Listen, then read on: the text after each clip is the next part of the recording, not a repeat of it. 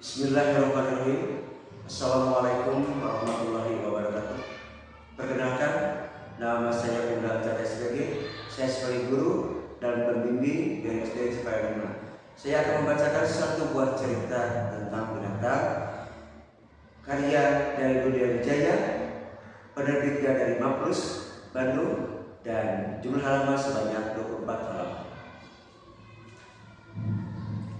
Ini bukunya, yaitu Si Kancil dan Babi Hutan yang Sombong, penulisnya oleh Rudia Wijaya, penerbit oleh Maplus Bandung, sebanyak 24 halaman. Ceritanya, pada sebuah hutan tropis ada seekor binatang yang namanya binatang babi hutan. Itu sangat sombong.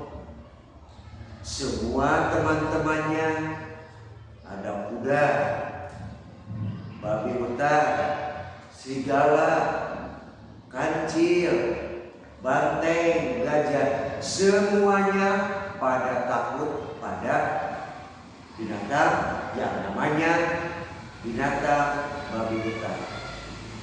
Kenapa takut semua binatang tersebut? Karena diri binatang yang namanya babi hutan itu merasa dirinya paling gagah karena mempunyai dua taring yang sangat kuat. Bahkan saking sombongnya seorang atau seekor binatang yang namanya babi hutan itu, dia memperlihatkan, memperagakan dengan gagahnya, dia memperagakan dengan taring kedua belah taringnya. Dia itu menyeruduk satu buah pohon mangga. Maka dengan gagahnya dia menyeruduk, maka satu tumbukan saja pohon mangga itu tumbang. Binatang semuanya itu pada waktu itu ketakutan dengan melihat kegagahannya, dengan melihat dua taringnya. Bahkan singa yang dianggap itu raja hutan juga pada takut pada binatang yang namanya babi hutan. Beberapa saat kemudian datanglah seorang binatang kecil yang namanya kancil, yang terkenal dengan kancil itu dengan kecerdikannya. Si babi hutan itu bertanya kepada kancil, "Hei, makhluk kecil, dari mana kamu baru datang ke sini?" Maka si kancil yang namanya binatang kecil berkata, "Saya tadi sudah jalan-jalan mencari udara segar." Kata si babi, "Apa? Kenapa kamu tidak mengajak saya? Saya perlu diajak." Si kancil berkata, "Apa urusannya saya jalan-jalan mengajak kamu? Mendingan saya sendiri daripada mengajak kamu." Dengan marahnya yang sangat memuncak, si babi berkata, "Apa katamu? Kamu tidak takut sama saya?" Nah, si kancil dengan tenangnya dia berkata, "Hei babi, kenapa saya mesti takut? Kekuatan itu sama dengan kekuatan kita. Mengapa mesti kita takut?" Dengan geramnya si babi hutan itu berkata, "Kalau kamu tidak takut, akan kumakan daging kamu." Maka si kancil dengan tenangnya berkata, "Boleh saya dimakan oleh kamu, tapi dengan satu syarat. Kamu harus bisa mengalahkan saya." Semuanya binatang pada sorak, "Betul, betul, betul." Nah, maka si kancil mengajukan dengan syarat begini, "Babi hutan, kita adakan satu pertandingan. Pertandingannya, kalau yang kalah harus menerima kekalahannya. Kalau yang menang maka harus menerima dengan kemenangannya.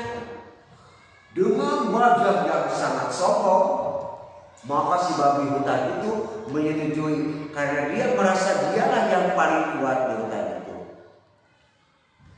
Keesokan harinya di hutan itu diadakan suatu pertandingan. Para binatang teman-temannya dari gajah, kuda, serigala, kancil, semuanya yang akan menonton sudah ada. Ada yang berkata, "Hore, hidup kancil," yang senang kepada kancil. Kemudian sebelah sini, "Hore, hidup babi," yang senang ke babi. Maka pada saat itu yang menjadi wasit adalah seekor gajah. Mengapa si kancil berani menantang si babi hutan? Si babi hutan itu bagus, kuat, punya taringnya yang dua. Dalam hati seorang gajah. Dalam hati si kancil pun, karena dia merasa bahwa dia itu mempunyai kekuatan, yaitu akan memakai ikat kepala yang terbuat dari batu. Maka saling berhadapan, si babi hutan sebelah kiri, si kancil sebelah kanan. Dia berancang dan di tengah yang menjadi wasit adalah seekor gajah.